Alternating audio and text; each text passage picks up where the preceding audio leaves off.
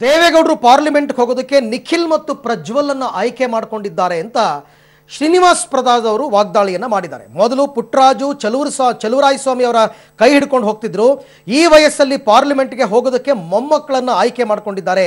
ಪಾರ್ಲಿಮೆಂಟ್ನಲ್ಲಿ ಇಲ್ಲಿ ತನಕ ಅವರು ಮಾತಾಡಿಲ್ಲ, ಹೋಗಿ ಪಾರ್ಲಿಮೆಂಟ್ನಲ್ಲಿ ಕೂತ್ಕೊಂಡು ಎದ್ದು ಬರ್ತಾರಷ್ಟೇ. ದೇವೇಗೌಡರು 90 ಆದರೂ ಪಾರ್ಲಿಮೆಂಟ್ಗೆ ಹೋಗ್ತಾರೆ, 100 ಆದರೂ ಹೋಗ್ತಾರೆ ಅಂತ ವಾಗ್ದಾಳಿ ಮಾಡಿದ್ದಾರೆ. ಪಾಪ ದೇವೇಗೌಡರು ಚುನಾವಣೆ ಹಿಂದಿರುವ ದಿನದಿಲ್ಲ ಅಂತ 86 ಈಗ ನಿಂತರೆ 91ಕ್ಕೆ ಹೋಗ್ತಾರೆ. ಮುಂದಕ್ಕೆ 100 ವರ್ಷ ಆದ್ರೆ ಬಿಡ್ತೀವಿ ಇರ್ತಾರೆ ಏನೋ ಗೊತ್ತಿಲ್ಲ ಅವ್ರಿಗೆ.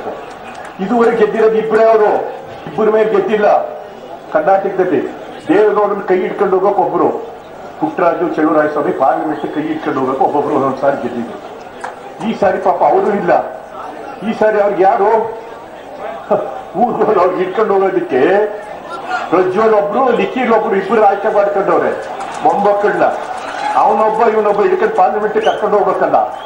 ದೇಶದಲ್ಲಿ ಪ್ರಧಾನಮಂತ್ರಿ ಆಗಿರೋದವರು ಮಂಡ್ಯ ಜಿಲ್ಲೆಯ ವಾತಾವರಣ ಆಗಿದೆ, ರೈತಾಪಿ ವರ್ಗಕ್ಕೆ ಸೇರಿರ್ತಕ್ಕಂಥದ್ದು, ಕಾವೇರಿ ನೀರಿನ ಸಮಸ್ಯೆ ಆಗಿದೆ, ಸಾಲ ಮನ್ನದ ಸಮಸ್ಯೆ ಆಗಿದೆ, ಅಲ್ಲಿ ಕಿತ್ತು ತಿಂತಕ್ಕಂಥ ಜ್ವಲಂತ ಸಮಸ್ಯೆಗಳಿರ್ತಕ್ಕಂಥ ಪಾರ್ಲಿಮೆಂಟ್ ಅಲ್ಲಿ ಒಂದಾದ್ರೂ ಮಾತಾಡ್ತಕ್ಕಂಥ ಒಬ್ಬ ಯೋಗ್ಯ ಪ್ರತಿನಿಧಿಯನ್ನು ಕೊಡಕ್ಕಾಗಲಿಲ್ಲ ದೇವೇಗೌಡರು ನಿಮ್ಗೆ.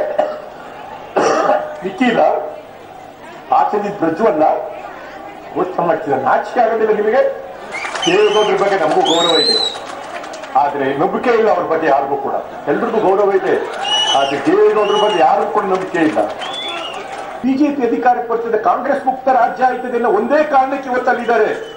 ಇವೇನಿಲ್ಲ.